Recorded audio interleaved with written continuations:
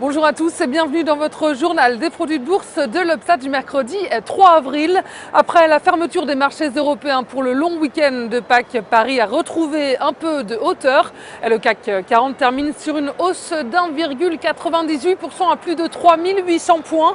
Un rebond technique pour certains puisque les indicateurs européens publiés hier restent préoccupants. L'activité du secteur manufacturier, on le voit, recule à nouveau en mars et la zone euro accuse un taux de chômage record en février. Et puis, bien sûr, Chypre est toujours au centre de l'attention. Son ministre des Finances a d'ailleurs donné sa démission hier. Et l'Italie cristallise également les inquiétudes. Le pays se trouve toujours dans l'impasse politique.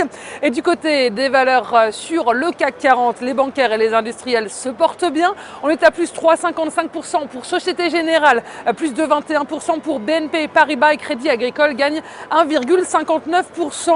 Et changement d'ambiance à Wall Street après le recul de la veille. La place new-yorkaise clôture dans le vert, dans le sillage des bourses européennes. Et lors de la précédente séance, les marchés américains ont été tirés vers le bas sous le coup d'une activité manufacturière nettement en dessous des attentes.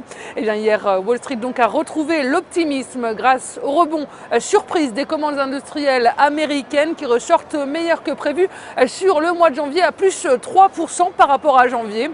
Autre bonne nouvelle, le marché de l'automobile américain a le vent en poupe. La place new-yorkaise a salué les bons chiffres de vente de voitures. Le numéro 1, General Motors, son concurrent Ford et Chrysler enregistrent des ventes records sur le mois de mars, du jamais vu depuis 6 ans. Et puis Wall Street a profité aussi de la résistance des marchés européens, et ce, malgré des nouvelles peu encourageantes, on le disait. Et le grand rendez-vous de la semaine pour les opérateurs américains, ça reste les chiffres de l'emploi. On connaîtra le nouveau taux de chômage des États-Unis ce vendredi. Les volumes sont en repli sur le marché des produits de bourse avec 29,8 millions d'euros échangés dans une séance de hausse. Et du côté de la répartition par type de produit, les certificats sont stables à 86% des échanges. Les varants sont en repli à 14%. Et concernant les transactions, les certificats représentent 75% des échanges et les varants 25%. Et la répartition par sous-jacent nous indique que les indices sont en baisse avec 47% du marché et les actions sont à 45%. Et la répartition des transactions sur les varants nous montre que les indices représentent 44% du marché, les actions sont à 53%, le taux de change est à 1% et les matières premières sont à 2%. Et la valeur du jour, c'est aujourd'hui le groupe agroalimentaire Danone. Le titre a pris appui sur le support à 53,10 € pour entamer une phase de rebond. Il forme actuellement une figure de continuation haussière en fanion inversé.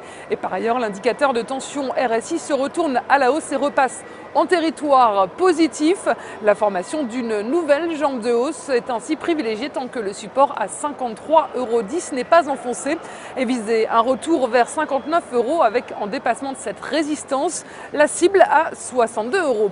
Et la stratégie qui vous est proposée pour jouer cette valeur, c'est l'achat du Warrant Call Danone à 3241 têtes d'Unicredit au prix d'exercice de 55 € et d'échéance au 6 septembre 2013. Voilà, c'est tout pour aujourd'hui. Passez une très bonne journée et on se retrouve demain.